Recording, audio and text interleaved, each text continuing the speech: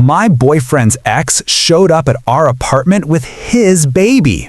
It was a perfectly normal Saturday, the kind of lazy afternoon where the biggest decision you have to make is whether to order pizza or Thai food. My boyfriend, Liam, and I were curled up on the couch, half watching some documentary about deep-sea creatures, our little bubble of domestic bliss completely intact. Or so I thought. That bubble didn't just pop, it was detonated by a doorbell that would change the entire trajectory of my life. On the other side of that door stood a woman I'd only ever seen in faded photographs, her eyes red-rimmed and desperate, and in her arms she held a baby. A tiny, gurgling, living, breathing secret that my boyfriend had apparently forgotten to mention. This isn't a story about a simple mistake. This is a story about a lie so big it had its own heartbeat. The doorbell chimed, a sound so out of place in our quiet weekend cocoon that it felt like an alarm. I paused the documentary, the giant squid on the screen freezing mid-hunt. Liam, buried under a pile of blankets, and our dog Buster just grunted. I figured it was a package I'd forgotten about, or a neighbor needing to borrow a cup of sugar. It was never a package. It was never a neighbor. I swung the door open, and there she was. I recognized her instantly from the few photos Liam had kept from his past, a past he'd always described as complicated but over. Her name was Amber, and she looked like she'd been through a war. Her hair was pulled back in a messy ponytail, and she wore a stained sweatshirt. But it was her eyes that held my attention. They were wide, frantic, and filled with a kind of raw desperation that made my stomach clench. And then I saw the baby carrier strapped to her chest, a tiny pink hat peeking out. My brain, for a solid 10 seconds, refused to connect the dots. This was just a lost woman, maybe looking for another apartment in our building. I opened my mouth to offer help, but the words died in my throat. She looked past me, into our apartment, her gaze scanning the living room as if she were looking for a ghost. "Is Liam here?" she asked, her voice thin and reedy, cracking on the last syllable. Before I could answer, Liam appeared behind me, having finally untangled himself from the dog. His face went from confused to ashen in a nanosecond. The color drained so completely from his cheeks that he looked like a black and white photograph. "Amber?" he whispered, the name a foreign object on his tongue. "What are you doing here?" She didn't answer him. She looked from his face to mine and then back again, a flicker of something unreadable. Pity, maybe, or just sheer exhaustion in her eyes. With a trembling hand, she unbuckled the carrier and lifted out the baby. He couldn't have been more than a few months old, with a shock of dark hair and a sleepy, unfocused gaze. She held him out, not towards Liam, but in the space between us, like a piece of evidence in a courtroom. "His name is Leo," she said, her voice suddenly stronger, laced with steel. "And he's your son." The words hung in the air, toxic and heavy. My entire world tilted on its axis. The walls of our apartment seemed to warp, the cheerful pictures of us on vacation mocking me with their lies. Liam was shaking his head, a repetitive mechanical motion. No, that's not possible. I haven't seen you in over a year." Amber let out a harsh, bitter laugh. "Of course you haven't. You blocked my number, you changed your email, you disappeared. But that doesn't make him any less yours, Liam. He needs things. He needs a father who pays child support. He needs a father who even knows he exists." My heart was hammering against my ribs so hard I thought it might break free. I looked at the baby, at his tiny, perfect fingers, and then at Liam, whose face was a mask of pure, unadulterated panic. This wasn't happening. This was a bad dream, a twisted plot from a daytime talk show. Amber reached into her diaper bag and pulled out a folded piece of paper, slapping it onto the small table by our door. It was a birth certificate. I didn't need to get close to see Liam's name printed in the box marked Father. She turned, her back ramrod straight, and walked back down the hallway, leaving us standing there in the doorway, the three of us and a secret that was suddenly screaming for air. Liam just stood there, speechless, his denial crumbling around him. I looked from his terrified face to the birth certificate on the table, and a cold, chilling certainty washed over me. This wasn't a misunderstanding. This was the beginning of an earthquake, and our entire life was about to come crashing down. The silence that followed Amber's departure was a physical presence, a suffocating blanket in the small space of our entryway. The baby carrier was gone, but the ghost of it remained. I could still smell the faint, powdery scent of infant that had clung to Amber's sweatshirt. Liam finally moved, shutting the door with a soft click that sounded like a gunshot in the quiet apartment. He leaned his forehead against the wood, his shoulders slumped in defeat. "Megan, I swear to you, I didn't know," he said, his voice muffled by the door. "She's crazy. She's always been dramatic." I didn't respond. I walked into the living room on autopilot, my body moving while my mind was still stuck in that doorway, replaying the scene over and over. The documentary was still paused on the screen, the giant squid a grotesque monument to our shattered normalcy. I sank onto the couch, my eyes fixed on nothing. Buster, sensing the tension, came and rested his head on my knee, his warm fur a small comfort in a world that had just turned ice cold. Liam followed me, kneeling on the floor in front of me, trying to catch my gaze. "Please, you have to believe me," he pleaded, his hands reaching for mine. "We broke up. It was messy. She said some things, I said some things. I never heard from her again. I had no idea." I pulled my hands away. My brain was finally starting to reboot, to process the information it had been so violently fed. No idea. The phrase echoed in my head. It was a convenient excuse, a get-out-of-jail-free card for a crime he was claiming he didn't commit. But Amber's face, her exhaustion, the raw certainty in her voice, it didn't add up to a simple fabrication. People don't just show up with a baby and a forged birth certificate on a whim. I stood up, my movements stiff, and walked back to the entryway table.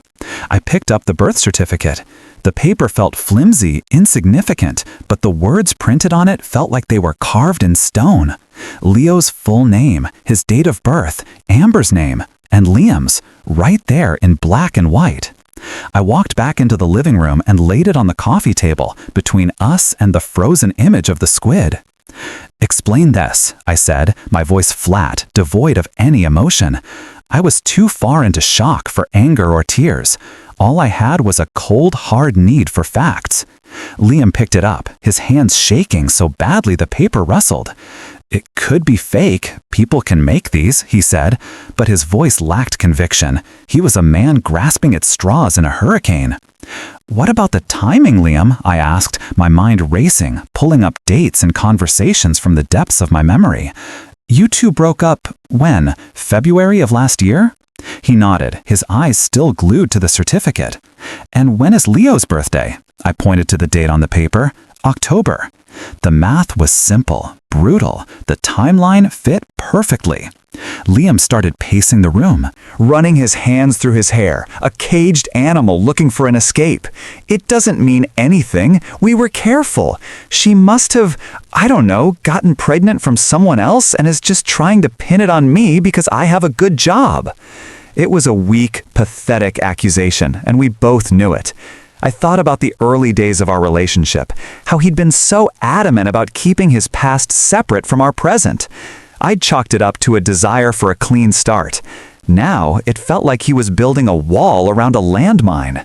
I looked around our apartment, at the life we had built together. The framed photos of our trips to Napa and the Grand Canyon, the matching mugs we'd bought on a whim, the dog bed in the corner where Buster was now watching us with worried eyes. It all felt like a movie set, a facade. Behind the pretty pictures and cozy decor, there was a hidden room, a dark space I never knew existed, and Liam had just locked the door and thrown away the key. I needed to know what was in that room. I needed to see it for myself.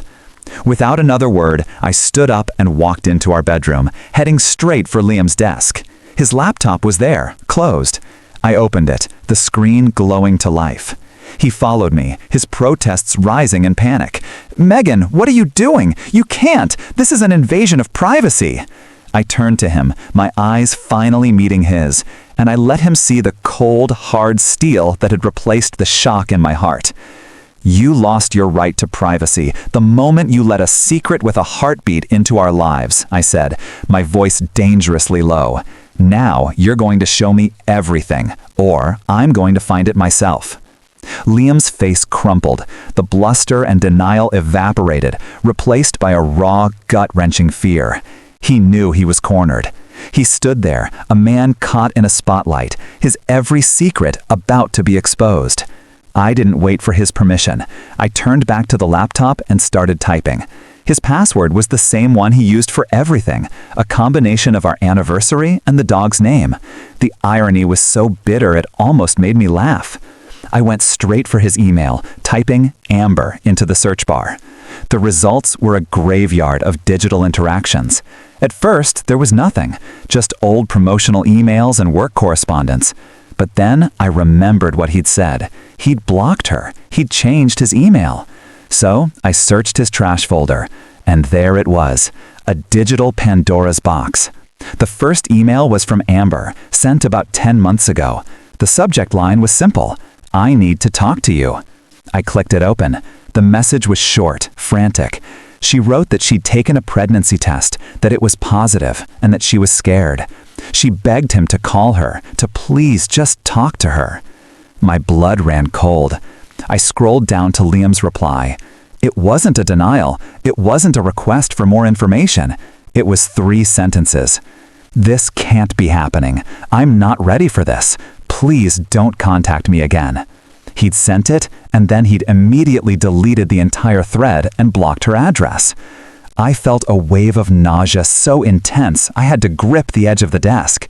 He hadn't just ignored her, he had actively, knowingly shut her out when she was at her most vulnerable. I looked up at him. He was standing with his head in his hands, his whole body trembling. I was scared, Megan, he choked out. I was so scared. We had just gotten together, and everything was so perfect. I thought she was lying. I thought it was a trick to get me back. It was a pathetic excuse, and I didn't have the energy to dignify it with a response. I went back to the laptop, my fingers flying across the keyboard. I searched his cloud storage for photos. At first, I found nothing, but then I checked the recently deleted folder. There were dozens of them. Pictures of Amber, clearly pregnant. A selfie of her in a sundress, a small baby bump visible. A photo of an ultrasound, the same one Amber had likely tried to send him. And then a photo that broke what was left of my heart. It was a picture of a baby, just a few days old, swaddled in a blue blanket. The metadata on the photo showed it had been taken just a few weeks ago. It was Leo. Liam had seen his son. He must have gotten the photo from a mutual friend or a fake social media account. He hadn't just been ignorant, he had been willfully, deliberately blind. I closed the laptop, the sound of it snapping shut echoing in the silent room. The evidence was overwhelming, a mountain of digital proof that built a case against the man I thought I knew. He wasn't a victim of a crazy ex-girlfriend. He was the architect of his own deception, a coward who had chosen to bury his head in the sand rather than face his responsibilities. I walked out of the bedroom, back into the living room. The space that had felt like a sanctuary just hours ago now felt like a crime scene. I sank onto the couch, the weight of the truth pressing down on me until I could barely breathe. Liam followed me, his footsteps heavy, like a man walking to his own execution. He knelt in front of me again, but this time I didn't see the man I loved.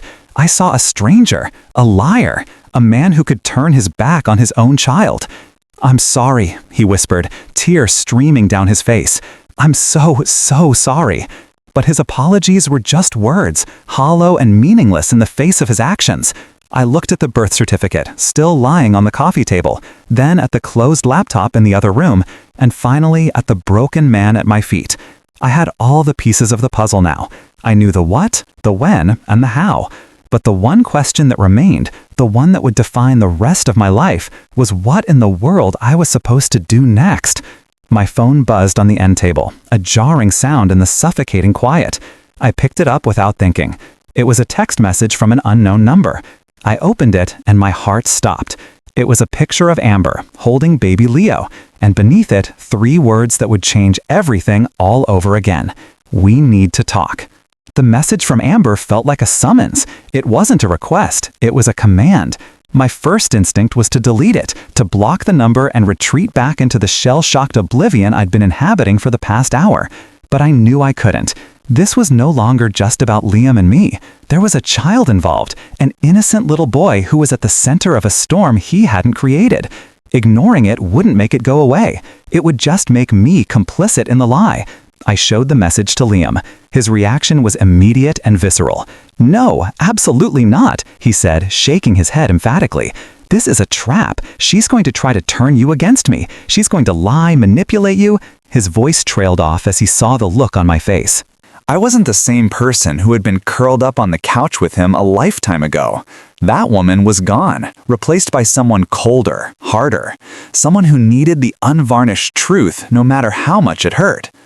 "I think it's a little late for that, don't you?" I said, my voice dangerously quiet. "She doesn't need to turn me against you, Liam. You did that all by yourself." I typed back a reply, my fingers steady despite the tremor in my soul. "Where and when?" The response came almost instantly. "A coffee shop downtown, in an hour." It was a public place, neutral territory. Smart. I stood up and started getting ready, my movements mechanical. I put on a clean pair of jeans and a sweater, my mind a million miles away. I was about to sit down with the woman my boyfriend had abandoned, the mother of his child. I had no idea what to say, how to act. Was I the enemy, the other woman, or just another victim in his web of deceit? Liam watched me, his eyes pleading. "Please don't go, Megan. We can figure this out. Just the two of us. We can get a lawyer. We can—" "A lawyer for what, Liam?" I interrupted, turning to face him. "To fight her? To try and prove that the birth certificate is fake and the emails I found are a figment of my imagination? The only person you need a lawyer to defend yourself from is you." I grabbed my keys and my purse and walked to the door. I need to hear her side of the story. I need to look her in the eye. The coffee shop was bustling with the weekend crowd, the air thick with the smell of roasted beans and steamed milk. I found Amber in a corner booth, a bottle warming in a mug of hot water on the table in front of her. Leo was asleep in his car seat beside her. She looked up as I approached, her expression wary, guarded. I slid into the booth across from her, the silence between us thick and uncomfortable. For a long moment, neither of us spoke. We just looked at each other. Two women connected by a man who had lied to us both. Finally, she broke the silence. "Thank you for coming," she said, her voice softer than it had been at our apartment. "I know this is a lot." A lot was the understatement of the century. I just nodded, not trusting myself to speak. She took a deep breath and started talking. She told me everything about their relationship, how it had started out great but had soured as Liam's commitment issues became more apparent.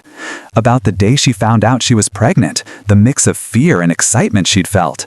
She told me about his initial reaction over the phone, the disbelief, the panic. And then she told me about the email, the one I had found. She read it to me from her own phone, her voice cracking with the memory. "Please don't contact me again." That was it, she said, wiping a tear from her cheek. I never heard from him again. I tried calling, but his number was disconnected. I emailed, but they bounced back. He just vanished. She pulled a thick folder out of her diaper bag and slid it across the table. "I brought these for you, because I need you to understand. I'm not trying to ruin your life. I'm just trying to get my son what he deserves."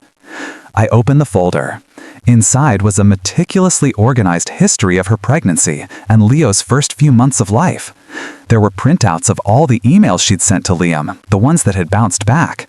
There were copies of the medical bills, all with her name as the sole responsible party.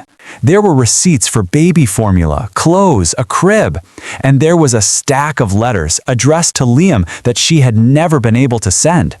They were dated, a heartbreaking chronicle of her journey through motherhood alone.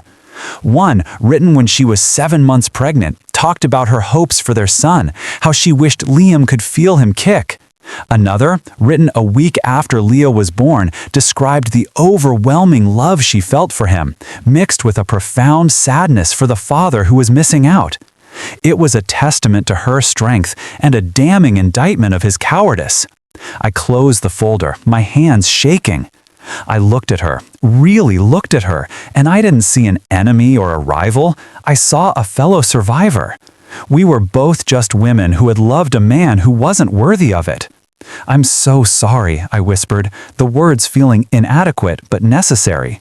"For what he did to you, for what he put you through." She gave me a small, sad smile. "I'm not telling you this for my sake," she said, her gaze drifting to the sleeping baby. "I'm telling you this for his. He has a father out there, and whether you and I like it or not, you're a part of his life now. You deserve to know the truth so you can make the right choice." I left the coffee shop an hour later, my mind reeling. Amber had given me more than just evidence. She had given me her story. It was a story of resilience and love, but it was also a story of deep, painful betrayal. And as I walked back to my car, I knew that the choice she mentioned was no longer just about whether to stay with Liam. It was about what kind of person I wanted to be. It was about whether I could stand by and watch a child be denied his father, or whether I had a responsibility to do something more. The drive home was a blur. I had all the information now, every side of the story.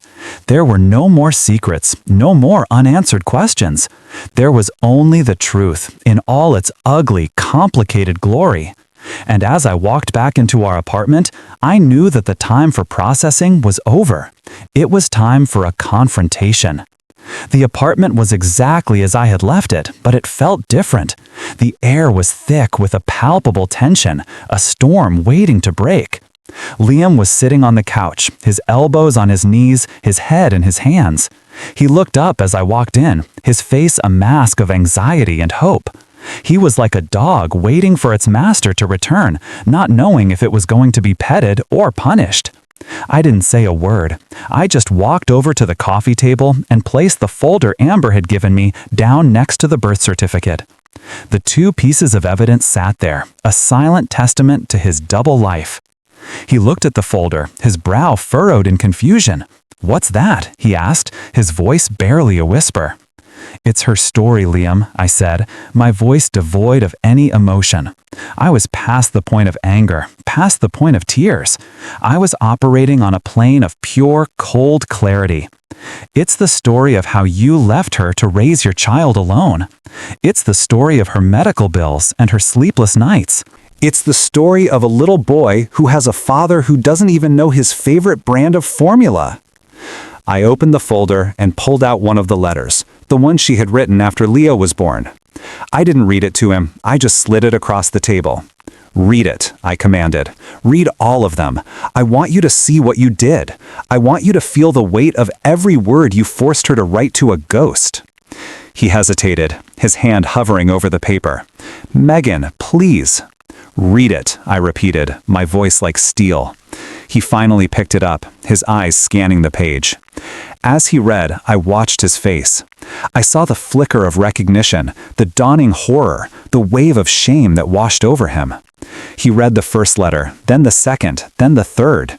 He read them all, his shoulders slumping further with each passing word.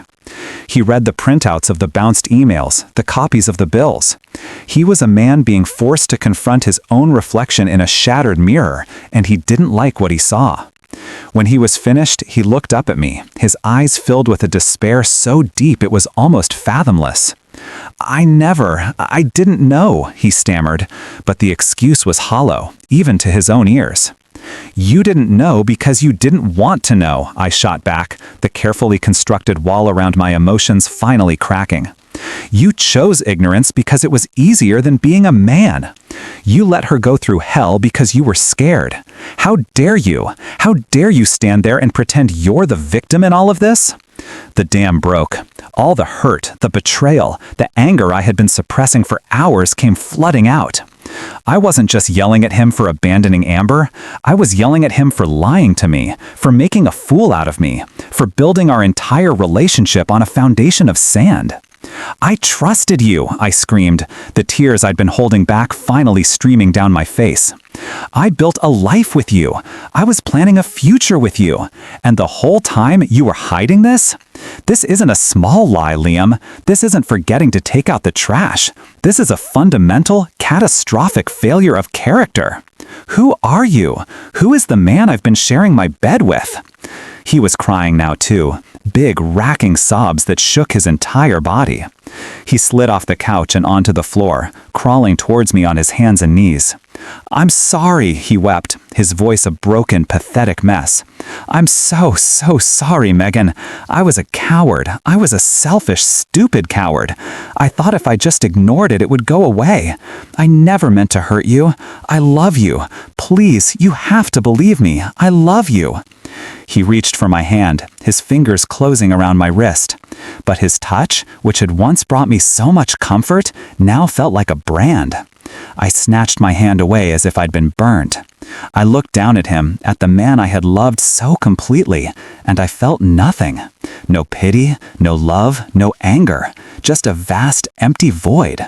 He had broken something inside me, something I wasn't sure could ever be fixed. "Don't you dare say that to me," I said, my voice dropping to a dangerously low whisper. "Don't you dare say you love me. You don't even know what love is." Love is honesty. Love is responsibility. Love is facing your fears, not running from them. You didn't love me, Liam. You loved the idea of me. You loved the comfortable life I gave you, the escape from the reality you created. You used me. I stood up, walking away from him, towards the window. I looked out at the city lights, a world that was still turning, oblivious to the implosion of my life. Behind me, I could hear his continued sobs, his desperate, incoherent pleas for forgiveness. But they were just noise. The only sound that mattered was the quiet, steady rhythm of my own heart, beating a new, solitary tune. The confrontation was over. The lies had been exposed, the truth laid bare. And in the wreckage of our relationship, I was left with a single, terrifying realization.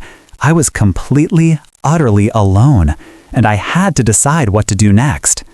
The next few days were a blur of surreal, painful clarity. The apartment, once our shared sanctuary, felt like a museum of a life that no longer existed. Every object, every photograph, every piece of furniture was a reminder of the lie I had been living. Liam moved through the space like a ghost, his presence a constant, oppressive weight. He slept on the couch, his attempts at conversation clumsy and unwelcome. He was a man trying to piece together a shattered vase, but he couldn't find the glue, and most of the pieces were too small to even see. He'd made an appointment with a family lawyer, a step that felt both necessary and absurd. He was talking about DNA tests and child support payments, his voice a low, monotonous drone of legal jargon that felt completely disconnected from the raw human drama at the heart of it all. I spent most of my time in the bedroom, the door closed, creating a physical barrier between us. I would lie on the bed, staring at the ceiling, my mind replaying every moment of our relationship, searching for clues I had missed. Were there signs? Hints of the cowardice and deceit that lay beneath his charming exterior? I thought about the times he'd changed the subject when the topic of children came up, the way he'd always been so adamant about keeping his past in the past. I had mistaken his evasiveness for a desire for a clean slate. Now I saw it for what it was, a carefully constructed wall of denial. On the third day, I knew I couldn't stay there another minute. The air was too thick with his regret and my resentment. I needed space. I needed to breathe. I pulled a suitcase from the top of the closet and began to pack, my movements methodical and detached. I wasn't packing in anger. I was packing with purpose. I took clothes, toiletries, my laptop. I left behind the photos, the gifts, the sentimental trinkets of our life together. They belonged to a different person, a different time. As I was zipping up the suitcase, Liam appeared in the doorway. He looked like he hadn't slept in days, his eyes bloodshot, his face unshaven. "You're leaving?" he asked, his voice raspy.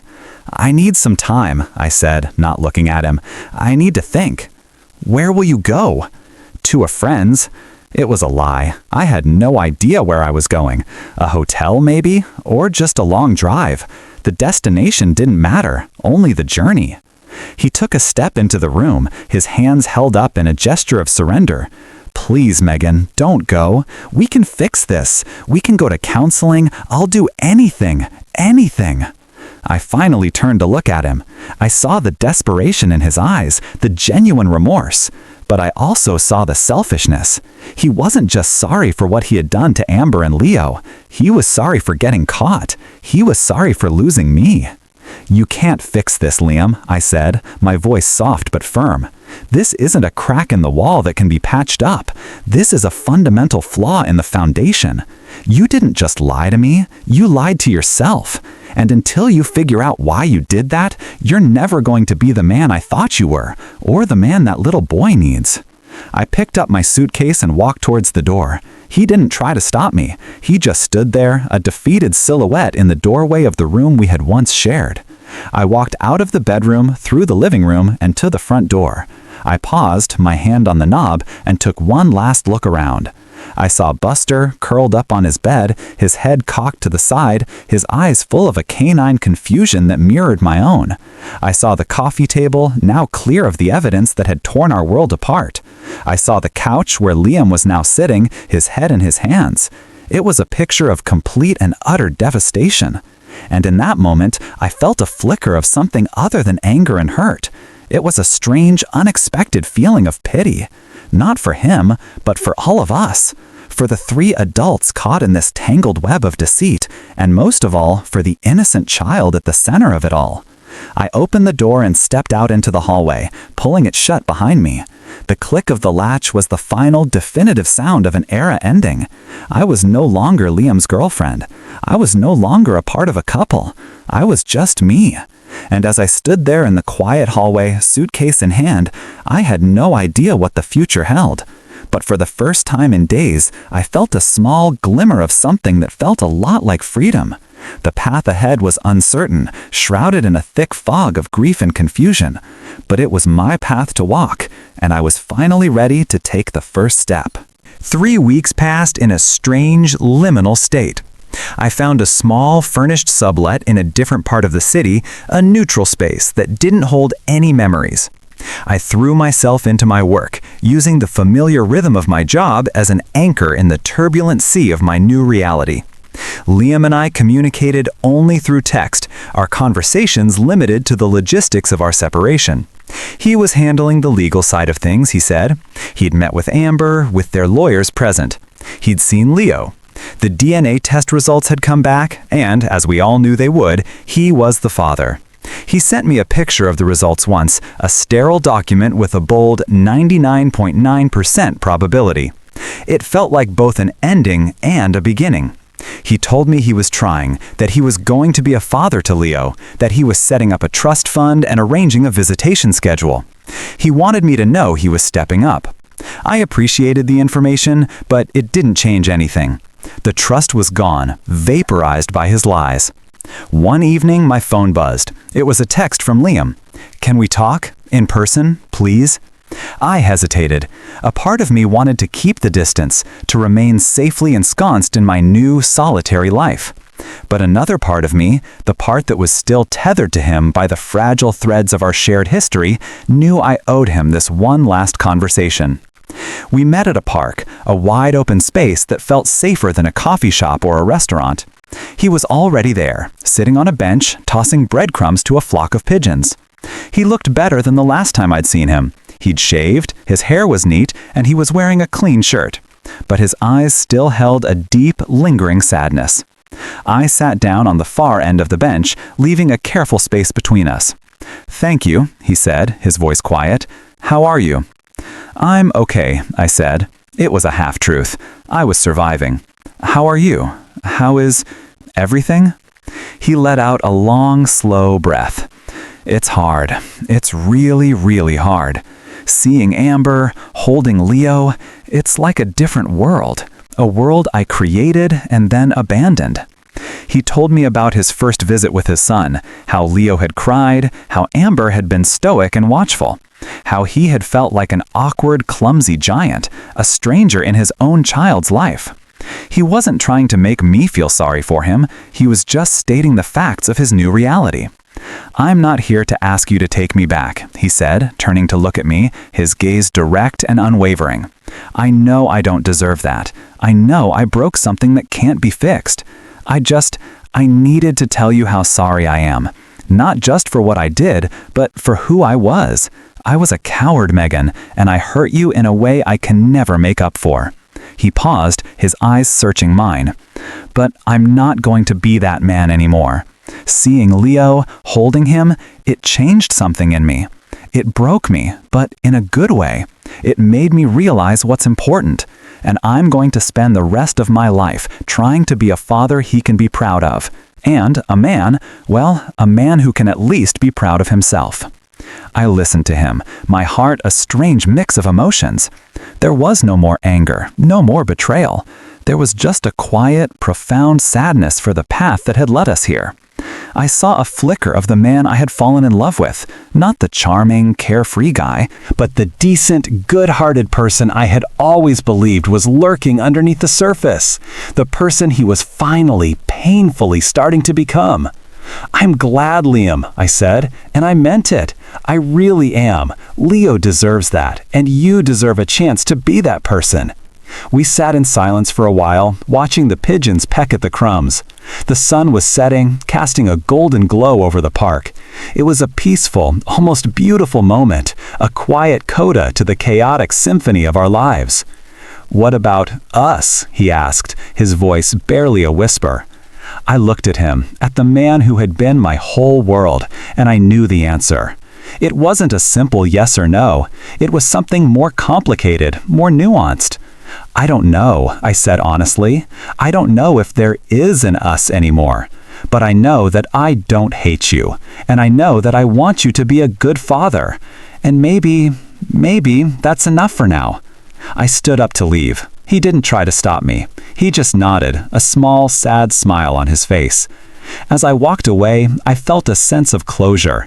The story of Megan and Liam, the couple, was over, but a new story was just beginning. A story about a man learning to be a father, a woman learning to heal, and a little boy who would grow up knowing the complicated, messy, but ultimately loving truth of where he came from. I didn't know what the future held for any of us. There was no guarantee of a happy ending. But as I walked out of the park and into the twilight, I felt a sense of peace. The lie had been exposed, the truth had been faced, and now all that was left was to live. And for the first time in a long time, that felt like enough.